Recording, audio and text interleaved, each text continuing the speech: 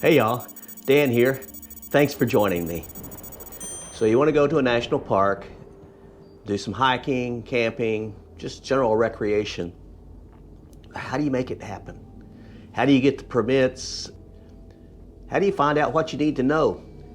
Well, it can be a great mystery, and I want to take the mystery out of it. So today we're going to go behind the scenes and see how to get permits for an upcoming hiking and camping adventure at Cumberland Island National Park in Georgia. So the best way to share this may just be by walking you through it. In order to do that, I think we need to go back a few days. Last year I joined 5 friends, and the 6 of us went to Cumberland Island and we hiked across the island. A great time was had by all.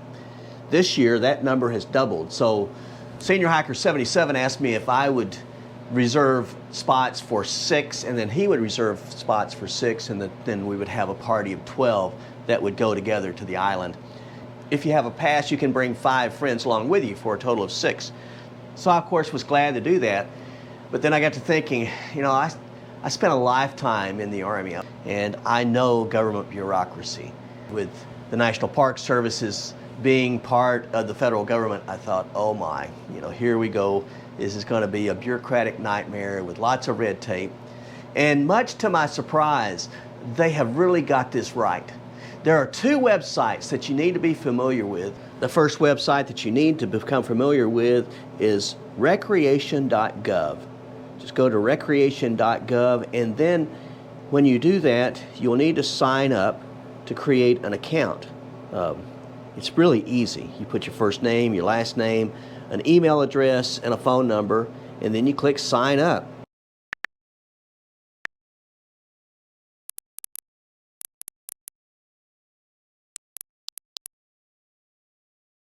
It's going to send me an email to confirm, and then once I confirm that, I'll be able to set up a password for my account. I already have a password, so I'm not going to do that. I'm just going to log in. Once you have your password, then you can do this. You can log in. And now that I'm here, we can start to look at all the different things that we have. It's going to bring me up with a map where my home is. So right now in Kansas, and you can see all of these dots are all the different places that we have sites. Now, you can go here to the search, and you can see that it brings up Cumberland Island. You click on there, and it's going to give you all the information about Cumberland Island, all the different points of interest, how to get your permits, all of that. It's just right here on the website. Click on there. Once you decide that that's what you want to do, you can begin to build your itinerary. I'm going to look here at my reservations, which shows that I'm going from February the 24th to the 27th. I can view the reservation here, and you can see I got a party of 6, and we're going in, and then you can see your permit. And this is where you get all the information that you have when you make your permit for the sites. We'll be at 3 different sites: Hickory Hill, Brick Hill Bluff, and Stafford Beach. Now I got those sites off of the main page, so you can go through all of that. So recreation.gov is your go-to site as you start planning your adventure. The next website that I want to introduce you is store.usgs.gov.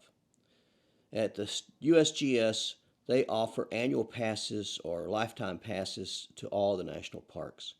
And you can see here that there's a range of passes you can get. For senior pass, if you're over 62 years old, you can get a lifetime pass for $80, one-time charge. Or you can pay $20 a year if you want to buy an annual pass. Great deals to see these wonderful parks. If you're military, you can get a military annual pass for all active duty are former soldiers, sailors, airmen, Marines, Coast Guardsmen, and you just renew it once a year.